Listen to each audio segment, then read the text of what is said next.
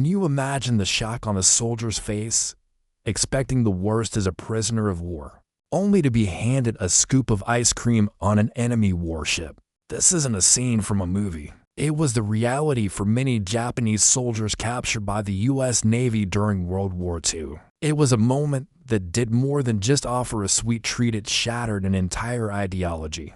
For decades, the Japanese military had been indoctrinated with the belief in the Yamato Damashi, the invincible Japanese spirit. They were taught that spiritual strength and willpower could overcome any material disadvantage. They believed their enemies, particularly the Americans, were soft, decadent, and weakened by their love of comfort and luxury. Their own lives reflected the Spartan ideal.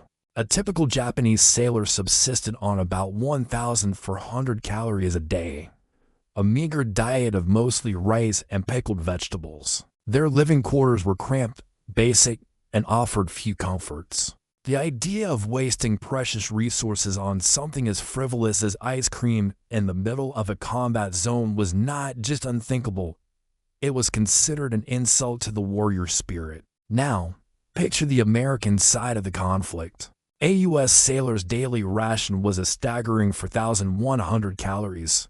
We're talking fresh meat, vegetables, bread baked daily, and yes, even ice cream. U.S. Navy ships were floating cities of abundance. Sailors had hot showers, comfortable mattresses, and even air conditioning in some areas, luxuries that were pure fantasy for their Japanese counterparts. These ships weren't just fighting machines, they were marvels of logistics.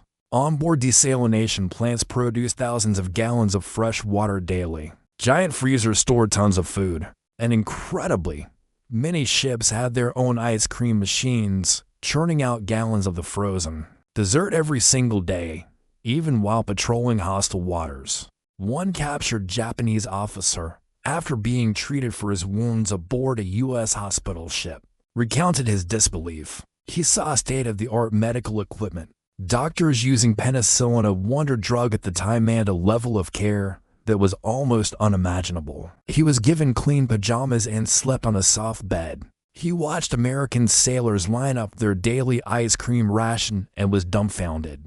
How could a nation afford to provide such luxuries to its fighting men in the middle of a brutal war? This wasn't a sign of weakness. It was a terrifying display of overwhelming industrial and logistical power. The superiority wasn't just in food and comfort. U.S. ships were equipped with floating workshops capable of performing major repairs right at sea. A damaged vessel didn't always have to limp back to a distant port. Mobile repair ships and tenders could fix complex engine problems, patch up hull breaches, and even replace entire gun turrets, often just miles from the front lines. This ability to maintain and repair their fleet on the move gave the U.S. Navy incredible operational stamina, something the resource-strapped Japanese Navy simply couldn't match. Beyond the physical needs, the U.S. Navy also understood the importance of morale. Ships had libraries stocked with books and magazines. There were movie nights, with projectors showing the latest Hollywood films. Gyms and sports equipment allowed sailors to stay physically active. And perhaps most importantly, a highly efficient mail system ensured that letters from home arrived regularly, providing a vital connection to loved ones and a reminder of what they were fighting for. For the Japanese soldiers, who were often cut off from communication for months or even years, the idea of regular mail delivery to a warship seemed like another impossible dream. As more Japanese soldiers were captured, this story repeated itself.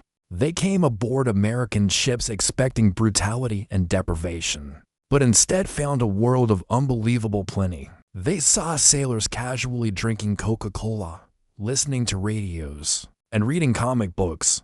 This direct, undeniable evidence of American abundance began to systematically dismantle the myth of the spirit over matter. They realized their leaders had lied to them. The enemy wasn't weak or decadent. The enemy was powerful beyond comprehension, with a seemingly endless supply of resources that allowed them to fight a war without sacrificing basic human comforts. This experience had a profound psychological impact. It crushed their fighting spirit far more effectively than bullets or bombs ever could.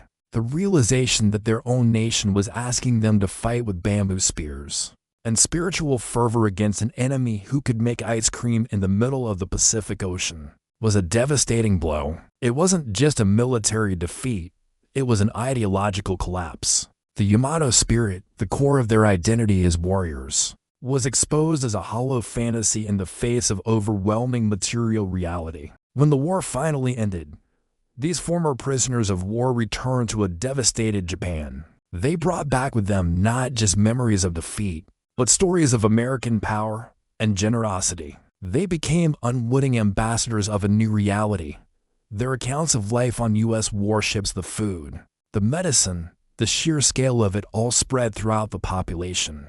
These stories helped the Japanese people understand the true magnitude of the gap between their nation and the United States. It helped them accept the defeat and, crucially, prepared them for the post-war occupation and the transition to a new way of life. The tale of ice cream at sea is more than just a curious wartime anecdote. It's a powerful lesson in logistics, psychology, and the true nature of modern warfare. It shows that wars aren't just won by strategy and bravery on the battlefield, but also by the invisible machinery of supply chains, industrial might, and the ability to sustain the health and morale of your people. It demonstrates that true strength isn't found in ascetic deprivation, but in the capacity to project power in all its forms, right down to a simple scoop of ice cream. It was a sweet, cold, and undeniable truth that helped end a war and reshape a nation.